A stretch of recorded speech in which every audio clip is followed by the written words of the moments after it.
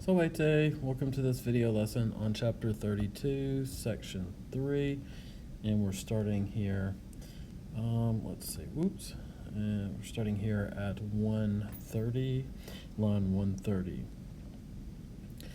Hic medus, inquit, here medus says, ergo melior es amicus quam ille quim ego aliquando e servitute redemi. Therefore, ergo, you are a better friend, melior es amicus, than that one whom I, at one time, aliquando, redeemed or bought back from slavery.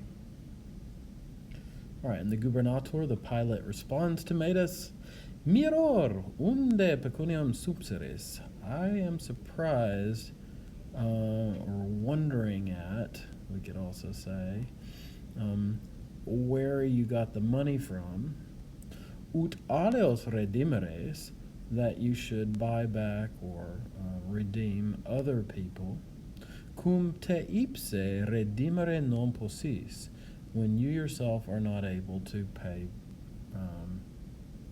for yourself back. That is to say, you're not able to pay the ransom price. All right, and then Lydia says, ego miror, I too am wondering, I'm surprised at, cur id mihi non narauris, why you haven't told me that.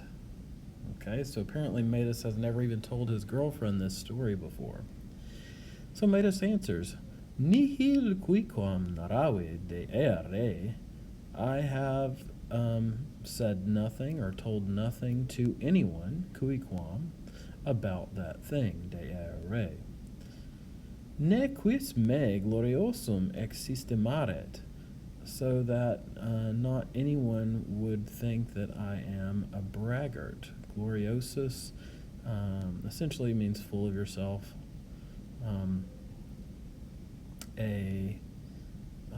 There's a famous play by the Roman poet Plautus called Miles Gloriosus, the braggart soldier, it's often translated. And glorior gloriari, deponent verb, means to boast, to brag.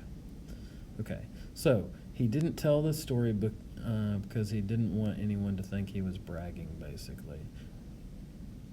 Sed quoniam omnes me quasi servum celestim contemnitis, but since you all, and here he's speaking specifically to Lydia and the captain, I think, maybe the merchant too, but since you all contemn or despise or disdain me as a wicked slave, quasi servum celestum, narrabo vobis, I will tell you all, breviter, briefly, shortly, commoro amicum e servitute redimerem, how I bought my friend back from slavery, how I ransomed him from slavery, atque ipse ob eam gratiam servus factus sim, and how I myself was made a slave, or we could also say became a slave, on account of that favor, that kindness that I paid to my friend. Cum homo liber Athenes viverem, when I was living as a free man at Athens, a quodam amico epistulum accepi, I received a letter from a certain friend, qua ille mihi nuntiavit, in which,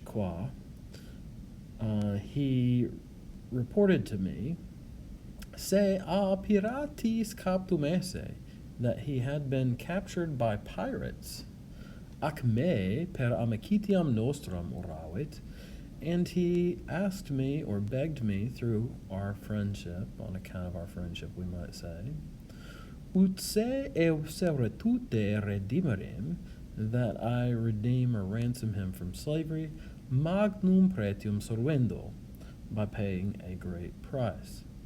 Cum autem tantum pecuniae non haberem, when, however, I did not have so much money, I didn't have such a large amount of money, necesse fuit pecuniam mutuam sumere, it was necessary to take a loan. Now notice the word for loan here is literally borrowed money or something of that nature. Pecunia is money, and then the mutuus has to do with exchanging it with somebody, so essentially borrowed money that you must pay back.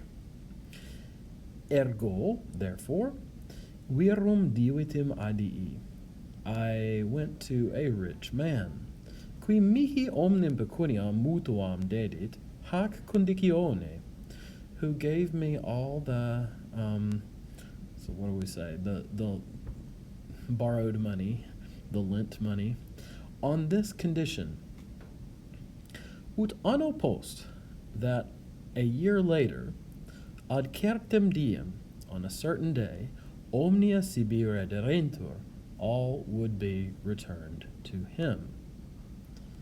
Pecunia soluta, with the money paid, nice ablative absolute there, amicus meus, a piratis liberatus, my friend freed by the pirates, gratias mihi egit pro beneficio, paid me or gave me thanks for the kindness, for the favor, beneficium, the good deed.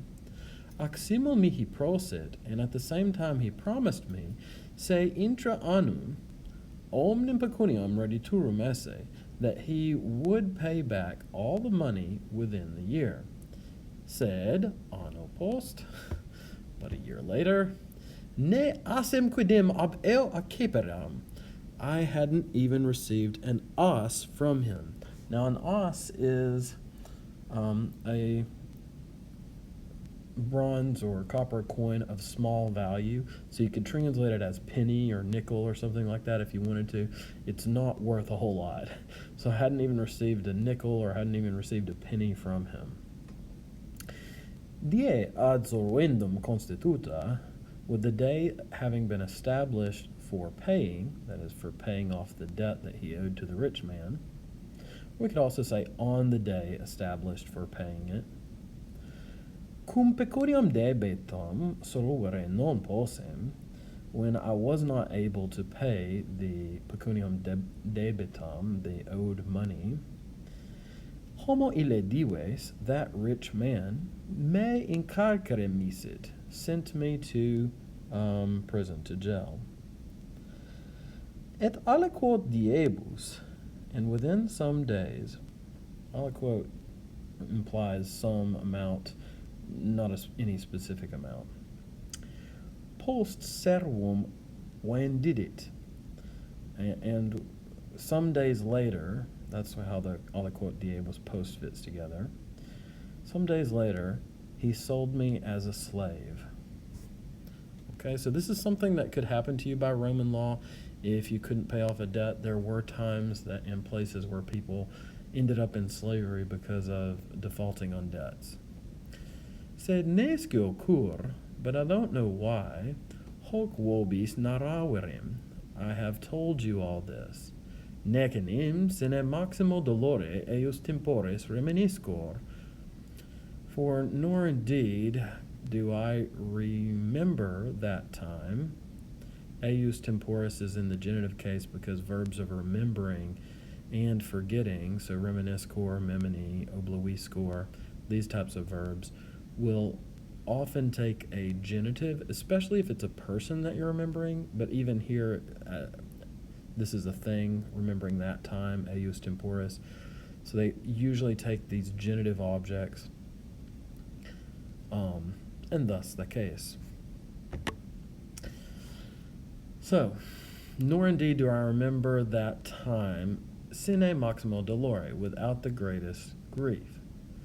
Cum in patria liber inter cives liberos versarer, when I was in my homeland, a free man among free citizens. Or to change the word order, when I was a free man among free citizens in my homeland.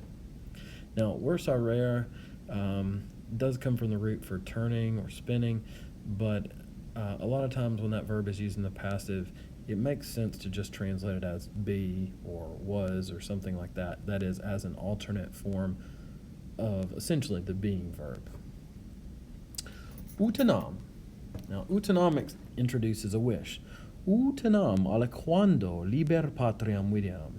I wish that I would see my country as a free person, liber, one day, aliquando. We have that word up above as well. Quando by itself, of course, means when, and anytime you put that ali on the front of these type of words, these interrogatives or relatives like this, it makes it some or any. So anytime, sometime, sometime in the future, perhaps here.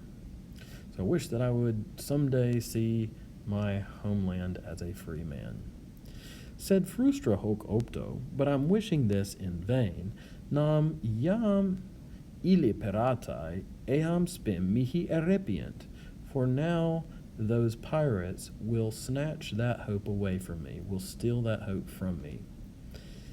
Idque eodem die, quo ab amica mea desertu sum, and that, we have to understand something like they will do that, and they will do that on the same day, eodem die, on which I have been deserted by my girlfriend. Poor Matus, he's got a hard life here. Hoc dicens, saying this, medus annulum quim Lydia abjicere voluit, prae se fert. Medus sort of bears in front of himself or carries in front of himself the ring which, quim, notice that, Lydia wanted to throw away. Now remember, I think when Lydia was going to throw it away, I think it was something like the pilot caught her arm and then the ring fell and Matus grabbed it, right? They got it before she threw it overboard. All right, and the gubernator says, the pilot says, ne desperaveris, don't despair. Desperaveris. This is a perfect subjunctive, which is often used with ne to make a negative command. So don't you despair, he says. Fortasse annulo isto aureo te redimere poteris. Perhaps you'll be able to buy yourself back, to redeem or ransom yourself for that golden ring of yours. Namque auri atque auri cupidi sunt omnes piratae. For all pirates are avaricious or greedy and desirous of gold. Magna est vis auri. Great is the force or the power of gold. So it might win over the hearts of the pirates so you don't have to die or become a slave. Medus annulum parvum aspiciens, looking at the small ring, putas ne inquit me tam parvi aestimari apiratis. Do you think he says that I am valued, aestimari, so little, tam parvi, by the pirates? Okay. And the pilot, the gubernator, says, non omnes homines pari pretio aestimantur. Not all human beings are valued for the same price or at the same price. Scisne quantum piratae a Julio Caesare capto postulaverent. Do you know how much the pirates demanded from Julius Caesar when he was captured? Viginti talenta postulaverunt. They demanded 20 talents. Now, a talent is 60 pounds of, well, it could be 60 pounds of silver or 60 pounds of gold, but usually it's a 60-pound approximate measurement. And so when people talk about talents, they're usually talking about talents of silver or gold. All right, so they demanded 20 talents. Id est, that is, prope quingenta milia sestertium, nearly 500,000 sesterces. At Caesar, but Caesar, vir superbus, a haughty or proud man, cum id parum esse quinceret, when he thought that that was too little, quinquaginta talenta piratis obtulit. He offered 50 talents to the pirates. Simul vero supplicium iis minatus est. But at the same time, he threatened them with punishment. Tum praedonibus quasi servi suis imperavit. Then he ordered to the pirates, as if they were his own slaves, quasi servi suis, ut tacerent, that they should shut up, nel somnum suum turbarent, and that they shouldn't disturb his sleep. Ita Caesar praedones contemnebat, so Caesar disdained or despised the pirates, cum in eorum potestate esset, when he was in their power. Ubi primum redemptus est, when first he was redeemed or ransomed, that is to say, as soon as he was ransomed, ipse naves armavit, he himself armed the ships, et captos praedones in crucem tolli usit, and he ordered the captured pirates to be raised onto a cross. That is to say, he ordered them crucified. All right, well, we'll stop there at line 177, and we'll finish this third section of the chapter 32 story in another video lesson. This third section is very long, so it's a good place to cut it off here at the bottom of the page. All right, valete omnes. Hope you learned a few things.